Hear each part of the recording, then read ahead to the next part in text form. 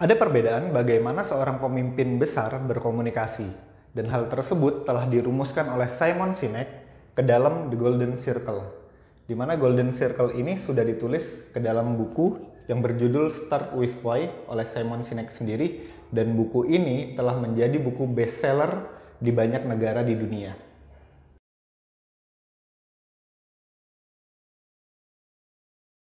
Pada tahun 2006, Simon Sinek mencari tahu bagaimana seorang pemimpin besar mempengaruhi orang lain. Bagaimana seorang pemimpin besar mengajak orang lain untuk mengikuti jejaknya. Dan akhirnya dia menemukan The Golden Circle. Jadi The Golden Circle ini terdiri dari 3 buah lingkaran, di mana lingkaran intinya adalah why, lingkaran yang di tengah adalah how, lingkaran yang paling luar adalah what. Nah, para pemimpin besar berkomunikasi dari dalam keluar. Sementara pemimpin pada umumnya hanya berkomunikasi dari luar ke tengah. Jadi tidak sampai ke intinya. Kita ambil contoh aja di kehidupan umum. Ketika seseorang punya perusahaan, baru saja mendirikan perusahaan dan ingin merekrut karyawan. Umumnya dia akan ngomong what dan how-nya. Apa yang orang tersebut dapat ketika dia bergabung dengan perusahaannya, seperti gaji, posisi, dan lain sebagainya, dan how, bagaimana dia mengerjakan apa yang dia kerjakan. Jarang sekali ada yang mengatakan kenapa orang itu harus bergabung ke perusahaannya dia.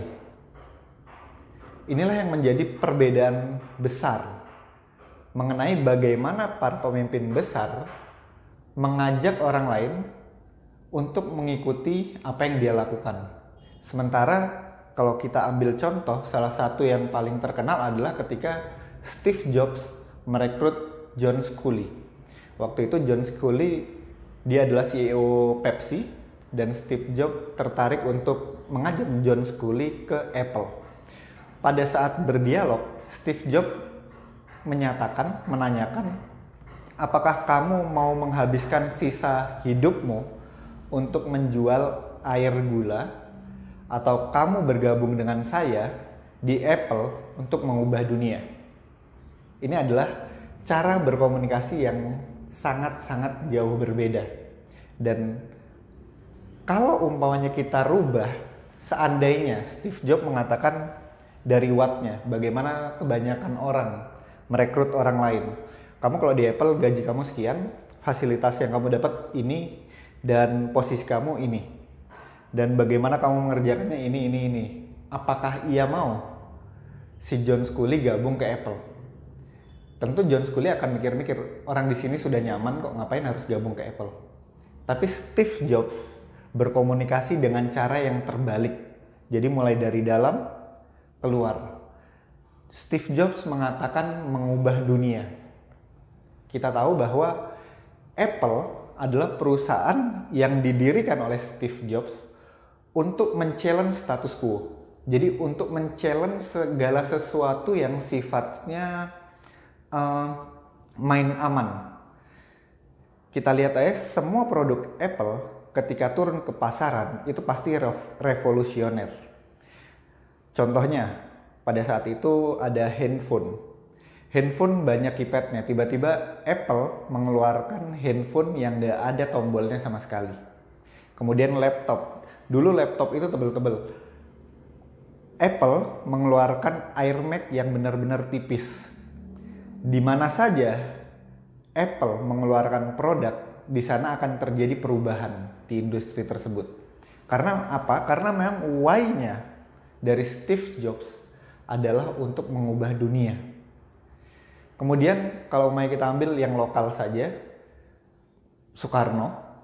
Kita tahu Bung Karno dalam pidato-pidatonya dia selalu mengatakan bahwa Indonesia bangsa yang besar, Indonesia bangsa yang besar. Bahkan ketika Indonesia sedang dijajah sekalipun, dia mengatakan Indonesia bangsa yang besar.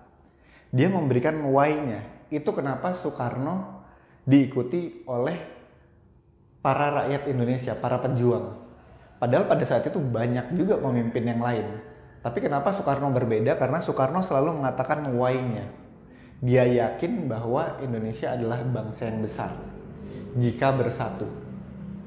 Kemudian yang ingin diraih adalah apa? What-nya. Coba bayangkan kalau Soekarno berkomunikasi dengan seperti pemimpin pada umumnya, pemimpin konvensional.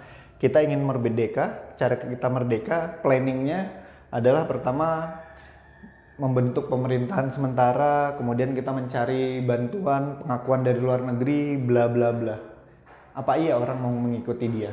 Pertanyaannya adalah, mengapa berkomunikasi dari dalam keluar itu berbeda? Jadi ini berkaitan erat dengan cara kerja otak manusia. Jadi kalau kita lihat otak manusia itu terdiri dari 3 otak. Yang pertama otak reptil yang ada di batang itu gunanya untuk fight, flight, and freeze. Jadi untuk berkelahi, lari, atau membeku, pura-pura mati. Kemudian ada sistem limbik. Sistem limbik adalah bagian otak yang setiap mamalia atau makhluk yang menyusui, melahirkan, memilikinya. Dan sistem limbik adalah bagian otak yang bertanggung jawab mengenai perasaan. Kemudian ada yang di bagian paling luar sekali, itu neokortex, yang disebut sebagai otak besar. Neokortex itu bagiannya adalah mengenai bahasa, logika, jadi berkaitan dengan sesuatu yang masuk akal, kalau kata kita omongin gitu. Jadi sesuatu yang masuk akal itu biasanya diproses di neokortex. Yang unik dari manusia adalah walaupun manusia punya neokortex, bisa berpikir secara logis, otak luar ini tidak memiliki kemampuan untuk membuat keputusan.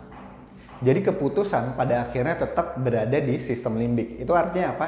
Itu artinya pada akhirnya setiap orang pada mulanya berpikir rasional, memutuskannya berdasarkan perasaannya. Dan the golden circle ini, why dan how, berkaitan dengan sistem limbik, berkaitan dengan perasaan seseorang, sementara what berkaitan dengan sesuatu yang logis. Kita tuliskan aja, yang 2 ini berkaitan dengan sistem limbik. Yang what berkaitan dengan neokortex.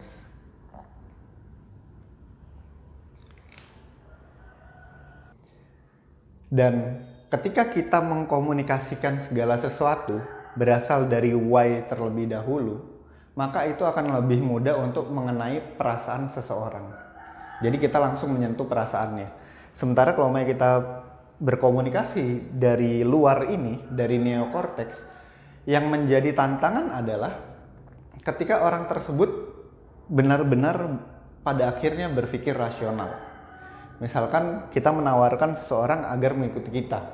Kita mendirikan sebuah perusahaan, kemudian kita ngomong what, apa yang dia dapat dari bergabung dengan kita.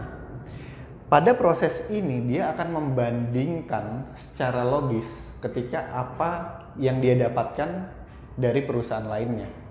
Dan di sini kita akan kesulitan.